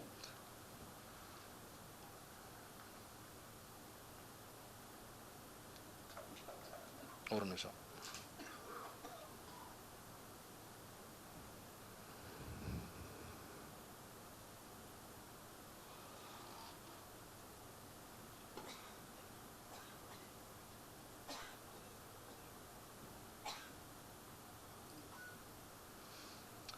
இதில் டீச்சிங் ஃபேக்கல்ட்டி இருப்பாங்க இல்லைங்களா ஐஐடியில், இந்த மெட்ராஸ் ஐஐடியில். அந்த டீச்சிங் ஃபேக்கல்ட்டியில் ஓபிசி வந்து 26 பேர் இருக்காங்க, எஸ்சியில் 17 பேர் இருக்காங்க, எஸ்டியில் 6 பேர். இதில் என்ன பண்ணியிருக்கான், யூஆர்னு போட்டிருக்கான். யூஆர்னாக்கா அன்ரிசர்வ்டு. இப்போ ரிசர்வேஷனு அதுக்கப்புறம் மெரிட்னு போடுவாங்க. இல்லை யூஆர்னு ஒன்று போடுறான். யூஆர்னாக்கா அன்ரிசர்வ்டு அப்படின்னாக்கா அப்ளையே பண்ணலைங்க, அது அன்ரிசர்வ்டு, அப்ளையே பண்ணல. அதனால் நாங்கள் என்ன பண்ணோம்னாக்கா மற்ற சீட்டுகள் எல்லாத்தையும் இந்த ஃபார்வர்டு கம்யூனிட்டி, அதாவது இந்த 3% கும்பலுக்கு நாங்கள் அப்படியே அவங்களுக்கு அதை கொடுத்துட்டாங்க. பல வருடங்களாக நம்ம காதுகளில் ஓட்ட போடுற ஓலா கேப், இந்த கேபு தான் எல்லா ஒன்றிய நிறுவனங்களையும் நடக்கக்கூடிய அவங்க ஓட்டக்கூடிய ஓலா கேபுகள் இதுதான். இது 4 நாளைக்கு முன்னாடி வாங்கின ரிப்போர்ட் இது. இதில் யூஆர் அன்ரிசர்வ்னு போட்டு 78 சீட்டு பார்ப்பனர்களுக்கு பேருக்கு. எவ்வளோ? 78. அப்போ ஓபிசிக்கு எவ்வளோனாக்கா 26, எஸ்சிக்கு 17, எஸ்டிக்கு 6. வெறும் 3% இருக்கக்கூடியவனுக்கு 78 சீட்டு. 97% மீதம் இருக்கக்கூடியவங்களுக்கு எவ்வளோ சீட்டு? 78ல் 26, 36, 36, 43, கிட்டத்தட்ட ஒரு 50 சீட்டுன்னு வச்சுக்கோங்க. இப்போ நமக்கு 50, அவனுக்கு 78. இதில் மக்கள் தொகையில் யார் அதிகமாக இருக்கா? 3%, 97%. மதுவந்தியை கேட்டால் அது 3 தான் பெருசுங்க, அது வேறு. நமக்கு கணக்கு தெரியும்ல. இப்போ 97 பெருசு. அப்போ நமக்கு தானே வந்து சீட்டு அதிகமாக இருக்கணும். அது எப்படி பார்ப்பனர்களுக்கு 78? இதே நான் டீச்சிங்க்கு பார்த்தீங்கன்னாக்கா 114 பார்ப்பனர்களுக்கு நான் டீச்சிங்கில் ஃபேக்கல்ட்டியாக இருக்காங்க. வெறுமனே இந்த கேம்பஸ்குள்ளே மட்டும் நான் சொல்கிறது 114 நான் டீச்சிங். யூஆரில் அதாவது பார்ப்பனர்கள் 114, ஓபிசி வெறும் 47, எஸ்சி 31, எஸ்டி 6. இது ஃபார் எக்ஸாம்பிள். நான் ஏன் இந்த டேட்டாவை சொல்கிறேன்னா, இந்த எல்லா இடத்துலையும் போய் உட்கார வேண்டியது இந்த யுவராஜை ஆதரிக்கிறவங்களுடைய குழந்தைகள் தான் இங்கே போய் உட்காரணும். இந்த ஆணவ படுகொலையை ஆதரிக்கிறாங்கல்ல அவங்க வீட்டு பிள்ளைங்கள்லாம் இந்த இடத்துல போய் உட்காந்து ஒரு ஒரு அதிகாரியாக ஒரு கோட் சூட்டு போட்டு ஒரு மிகப்பெரிய உத்தியோகத்தில், அரசு உத்தியோகத்தில் போய் உட்கார வேண்டிய நம்முடைய வேலை வாய்ப்புகள் இதெல்லாம். நம்ம சம்பாதிக்கிறதுக்கு நம்ம படிச்சிருக்கோம், நமக்கு திறமை இருக்குது, நமக்கான வேலை வாய்ப்புகளும் இருக்கிறது. அந்த வேலை வாய்ப்புகள் நாமெல்லாம் அந்த ஆணவ படுகொலையில் ரொம்ப பிஸியாக இருக்கிறதுனால இதை யாரை ஆட்டையை போடுறானாக்கா, பின்னாடி இருக்கிற இந்த ரங்கராஜ் பாண்டே போன்ற கும்பல்கள் இதெல்லாம் முழுக்க முழுக்க ஆட்டையை போட்டு ஈஸியாக அவங்க காலையில் உடம்பு குறைக்கிறதுக்காக ஓட்ஸ் சாப்பிட்றாங்க. அவ்வளோதான், ரொம்ப சிம்பிள் தான். உழைக்காமல் சாப்பிட்ற கும்பல் நான் ஏன் திரும்ப திரும்ப சொல்கிறேன்னாக்கா, உழைக்கிற நம்மக்கள் இந்த பக்கம் திருப்பி விட்டுறது. ஏன் திருப்பி விட்றாங்கன்னு சொல்கிறேன்னா, இப்போ ஒரு ஆண்டு விழா நடந்துச்சு, அந்த ரங்கராஜ் பாண்டேயோட சேனலுடைய ஆண்டு விழா நடந்துச்சு. அதில் என்ன நிகழ்ச்சியை வச்சு ஆரம்பிக்கிறான்னா, அந்த என்ன வள்ளி கும்மி அப்படின்னு ஒரு ஆட்டம், அந்த கோயம்புத்தூர் பக்கம் நடக்கக்கூடிய ஒரு வள்ளி கும்மின், அது வந்து ஒரு கம்யூனிட்டியை இருக்கப்படுத்துகிற ஒரு நிகழ்வாக இருக்குது. அந்த வள்ளி கும்மி நிகழ்வை கொண்டாந்து அந்த மேடையில் முதல் நிகழ்ச்சியாக போட்டு அதுக்கப்புறம் நிகழ்ச்சியை ஆரம்பிக்கிறான். அப்போ இதை ஏன் இந்த சமயத்தில் ஏன் போகணுன்னாக்கா, இப்போ தான் பரவல் கிடைக்கிது, யுவராஜுக்கு நல்லா கனெக்ட் பண்ணி பாருங்க. பாப்பான் ஒரு வேலையை செய்கிறான்னாக்கா அவன் சாதாரணமாக செய்ய மாட்டான். நம்ம தான் அந்த நூலுக்கும் குடுமிக்கும் முடிச்சு போட்டு பார்க்கணும். இப்போ வள்ளி கும்மியை போடுறான், சேம் டைம் இந்த பக்கம் யுவராஜ் பரவலில் வர்றாரு. இப்போ நீங்கள் கனெக்ட் பண்ணி பார்த்துக்கலாம்னு நினைக்கிறேன். இந்த சாதிய இறுக்கத்தை யுவராஜ் வரும்பொழுது ட்ரெண்டான ரீல்ஸு எல்லோரும் ஃபோட்டோ எடுத்துக்கிட்டாங்க, பெரிய நிகழ்வாக எடுக்கிறது. இந்த பக்கம் அந்த சாதி இறுக்கத்தை இன்னமும் இறுக்கமாக்குற அந்த நிகழ்வை இவனுடைய மேடையில் ரெப்ரசன்ட் பண்ணுறான். இப்போ வள்ளி கும்மிக்கும் ரங்கராஜ் பாண்டேவுக்கும் என்ன சம்மந்தங்கிறது எனக்கு சொல்லுங்கள். வள்ளி கும்மிக்கும் ரங்கராஜ் பாண்டேவுக்கும் ஏதாவது சம்மந்தம் இருக்கா? இந்த நிகழ்வை அவனுடைய ஆண்டு விழா மேடையில் ஏன் போடணும்? அப்போ நம்மளை சண்டையை மூட்டி விட்டு இதை கொம்பு சீவி விட்டுட்டு இங்கே உள்ள பிசியும் எம்பிசியும் சேர்ந்து எஸ்சி கூட வந்து சண்டை போடணும். நாம் சண்டை போட்டுக்கிட்டு ஆணவ படுகொலையில் பிஸியாக இருக்கும் பொழுது நடுவில் போந்து ஐஐடி வேலைகளையும் ஒன்றிய அரசு வேலைகளையும் அவன் ஆர்டிஐ போட்டு போயிட்டே இருப்பான். நம்ம ஆர்டிஐ போட்டோம்னாங்க ஆர்டிஐ கிளியராக கொடுத்துருவான் தகவல், உன்னுடைய வேலை வாய்ப்புகளை பூரா ஆர்டிஐ போடுறது அவன்டான கொடுத்துருவான். இதை நோக்கி கேள்வி எழுப்ப எந்த யுவராஜுகளும் வரமாட்டாங்க. இப்போ யுவராஜுகள் கேள்வி கேட்க வேண்டியது இங்கே தான் கேட்கணும். நம்முடைய வேலை வாய்ப்புகள் பறிப்போதில் இது நம்ம கேள்வி கேட்கணும். இப்போ இளவரசனை படுகொலை பண்ணவங்க இருக்காங்களே, நம்ம ஐயா தோட்டத்துக்காரர் இருக்கார்ல, இதை கேள்வி கேட்கணும். ஒன்றிய அரசு இணக்கமாக இருக்கீங்களா, இதை கேள்வி எழுப்பணும். ஒரு வன்னியருக்கும் வர வேண்டிய வேலை இது, ஒரு கவுண்டருக்கும் வர வேண்டிய வேலை இது, ஒரு பிரமிளை கலருக்கும் வர வேண்டிய வேலை இது, ஒரு முக்குளத்தூருக்கும் வர வேண்டிய வேலை இது. ஓபிசியில் பொதுவாக பார்த்தீங்கன்னாக்கா ஓபிசியில் கம்மியாக போடுவாங்க, எஸ்சி எஸ்டிக்கு விட ஓபிசி கம்மியாக இருக்கும். இப்போ என்ன தெரியுமா பண்ணுவாங்க, என்னை விட நீ எஸ்சிக்கு அதிகமாக கொடுக்குறிய, நீ எனக்கு 5 அவனுக்கு 7 டே லூசு பல, உனக்கு சேர வேண்டிய ஒட்டுமொத்தத்தையும் வலிச்சு எடுத்துட்டு அவன் உட்காந்துருனா அவன்கிட்ட போய் சண்டை போகிறானாக்கா, ஷெட்யூல் காஸ்ட்டுக்கு வர வேண்டிய ரிசர்வேஷனே சரியாக போய் சேரல, அவங்களுக்கு வர வேண்டியதுலேயே பிச்சு தான் போடுறான், அதுலேயும் உனக்கு சேர வேண்டியதுலேயே இன்னமும் பிச்சு போட்டுட்டு இருக்கான். அப்போ நீ யார்கிட்ட கேட்கணும்? ரொம்ப சிம்பிளான அந்த சண்டை தான் சமூகத்தில் ஒட்டுமொத்தமாக இருக்குது. இந்த பிசியும் இந்த ஓபிசியும் எஸ்சி எஸ்டியும் ஒன்று சேரக்கூடாது என்பதில் ரொம்ப குறிக்கோளாக இருக்காங்க. அது அவர்களுடைய வேலை. அந்த வேலையை அவன் பண்ணலைனாக்கா அவன் பார்ப்பனியவாதியாக இருக்க முடியாது. அந்த வேலையை அவன் செய்யவில்லை என்றால் அந்த வேலை எப்போ இங்கே நடக்காமல் போகுதோ அப்போ ஆர்எஸ்எஸ் இல்லைன்னு அர்த்தம். அந்த வேலை இப்போ எப்போ இந்த சமூகத்தில் நடக்காமல் போதோ அப்போ பிஜேபி அழிஞ்சிருச்சுன்னு அர்த்தம். அந்த வேலை எப்பொழுது இங்கே நின்று போகிறதோ அன்று பார்ப்பனியம் இல்லை என்ற அர்த்தம், சமஸ்கிருதம் இல்லை என்ற அர்த்தம். அதனால் அந்த வேலையை அவங்க பார்த்துப்பாங்க, நாமளே அந்த வேலையை பார்க்க வேண்டாம். இந்த பிரிச்சுக்கிட்டு இருக்கிற வேலையை நாமளே பார்க்க வேண்டாம். சில விஷயங்களை கடந்து போவோம். எல்லா விஷயத்தையும் தூக்கி வச்சுட்டு நம்ம விவாதம் பண்ணணும் பொது வழியில் அப்படின்னு அவசியம் இல்லை. சில விஷயங்களை கடந்தே போவோம். அதனால் நம்மை பிரிப்பதற்கு ஏற்கனவே நிறைய கும்பல்கள் வேலை செஞ்சுக்கிட்டு இருக்கு. நாமளே வாலண்டியராக போய் நான் இந்த போராட்டம் பண்ணேன், அதனால் நான் பெரிய போராளி, நான் களத்தில் நிற்கிறேன், நீ களத்துக்கு வரல அதனால் அந்த போராளி சர்டிஃபிகேட் உனக்கு கொடுக்க முடியாது அப்படின்லாம் கிடையாது. இப்போ பகத்சிங் இருக்கார், நாடாளுமன்றத்தில் குண்டு போட்டாப்புல, தெரியும் இல்லைங்களா? பகத்சிங் எவ்வளோ பெரிய போராளி? பகத்சிங் போராளியா இல்லையா? சொல்லுங்கள், சர்டிஃபிகேட் நீங்களும் கொடுக்கலாம், போராளி தானே. ஏன் அவரை போராளி ஏற்றுக்கணும்? ஏங்க எங்காலும் இங்கே கொடியாத்த கும்புறான், அடித்து மண்டையை உடைக்கிறாங்க, செக்கிழுத்த செம்மல் எங்கால ஆவசியத்துக்கு உள்ளே போடுறாங்க. இதற்கு எங்கேயாவது பகத்சிங் வந்து இந்த போராட்டம் பண்ணாராங்க? அவர் எங்கேயோ போராட்டம் பண்ணார், நான் எதுக்கு அவரை போராளின்னு ஏற்றுக்கணும்? இப்படிலாம் கேள்வி கேட்டாக்கா நான் எவ்வளோ பெரிய தற்கொலை? இப்படி கேள்வி விட தற்கொலையா இல்லையா? நான் இந்த போராட்டத்தில் நிற்கிறேன், அதனால் நீ இந்த போராட்டத்தில் வரலனாக்கா உனக்கு போராளி சர்டிஃபிகேட் கிடையாது அப்படிங்கிறது நான் எப்படி இதை கடந்து போகிறது?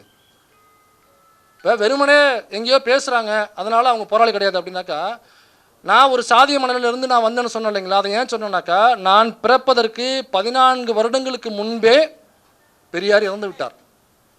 நான் பிறந்ததுக்கு அப்புறம் பெரியாருடைய போராட்டம்னா நான் லைவாக பார்த்தது கிடையாது. அவர் ஆதிக்கத்தை எடுத்து போராடும் பொழுது, போலீஸ் எடுத்து போராடும் பொழுது நான் லைவாக பார்த்தது கிடையாது. பெரியார் என்கிட்ட வந்தது டெக்ஸ்ட்டாக தான் வந்து சேர்ந்தார். அந்த டெக்ஸ்ட்டை நான் படிக்கிறேன். ஜாதிய மனநிலையிலிருந்து ஒருத்தவன் நான் வெளில வர்றேன். என்னைய மாதிரி இருக்கக்கூடிய பிசி எம்பிசியில் இருக்கக்கூடியவங்க என்னுடைய டார்கெட்டே அவங்க தான். இதில் உள்ள ஜாதிய மனநிலை உள்ளவங்களை வெளியில் எடுக்கணுங்கிறத என்னோட டார்கெட்டு. என்ன மாதிரி பல பேர் இருப்பாங்கள புரியாமல், அவங்கள எப்படி வெளியில் எடுக்கிறதுங்கிறத பெரியாருடைய டெக்ஸ்ட்டை பார்த்தா நான் புரிஞ்சுக்கணும். தவிர அவர் போராட்டத்தை எப்படி போராடுங்கிற விஷுவலை கூட நான் பார்த்தது கிடையாது. அவர் நேரடியாக போராடினது கிடையாது. அப்போ வெறுமனே புத்தகம் தான் எழுதி வச்சார், அவர் போராளியில் நம்ம சொல்ல முடியுமா? வெறுமனே எங்கேயே பேசி வச்சிருக்காருங்கன்னு சொல்ல முடியுமா? நேரடியாக பார்த்ததில்ல அப்படின்னு சொல்ல முடியுமா? சென்னைக்குள்ளே அல்லது மதுரையில், திருநெல்வேலியில் எங்கேயோ ஒரு பட்டியல் சமூக மக்களுக்கு வந்து ஒரு ஒடுக்குமுறை நடக்கும், ஜாதிய ஒடுக்குமுறை. இப்போ அதை வந்து பல அமைப்புகளும் பல கட்சிகளும் கண்டிப்பாங்க, நேரடியாக களத்தில் இறங்கி போராடுவாங்க, சட்ட போராட்டம் நடத்துவாங்க. ஆனால் அதே கட்சி, அதே அமைப்பு திருவாரூரில் உள்ள ஏதோ ஒரு ரிமோட் வில்லேஜாக இருக்கக்கூடிய கொடிமங்கலம் என்கிற என்னுடைய கிராமத்தில் நடக்கக்கூடிய ஜாதிய ஒடுக்குமுறைக்கு அவங்க குரல் கொடுக்கல, அவங்க வரலை. அப்போ என் ஊரில் நடக்கிற என்னுடைய ஜாதிய கொடுமைக்கு நான் தானே நேரடியாக நின்று, நான் தானே அதுக்கு குரல் கொடுத்தேன், நான் தானே அதுக்கு சொல்யூஷன் கண்டுபிடிச்சேன், நான் தானே அதுக்கு சொல்யூஷன் நடத்தினேன். நீங்கள் யாரும் வரவே இல்லை, நீங்கள் அங்கிட்டு தானே போராடுறீங்க, நான் எப்படி உங்களுக்கு போராளி சர்டிஃபிகேட் கொடுக்குறேன்னு சொல்ல முடியுமா? நான் சொல்ல முடியாதுல்ல. அப்படி சொன்னால் நான் முட்டாள் இல்லையா, நான் தற்கொலை இல்லையா நான்? அதனால் நமக்குள்ள சண்டைகளை மூட்டி விடுறதுக்கு ஏற்கனவே ரங்கராஜ் பாண்டேகள் இருக்கிறார்கள். நம்ம ஆட்கள்லேருந்தே சீமான் என்கிற ஒரு பாலியல் குற்றவாளியையும் இன்னும் பலரையும் அந்த தோட்டத்துக்காரரு அது இதுன்னு சொல்லிட்டு ஒட்டுமொத்த இந்த ஜாதிய குரூரம் உள்ள எல்லா நபர்களும் ஒருங்கிணைஞ்சிட்டு இருக்காங்க. த சேம் டைம் இங்கே நடக்குதுனாக்கா இதை எதிர்த்து போராடக்கூடிய நம்மில் ஒரு பிளவு ஆட்டோமேட்டிக்காக வருதா அல்லது அது தற்செயலானதா அல்லது செயலானதா அப்படிங்கிறது நமக்கு தெரியல.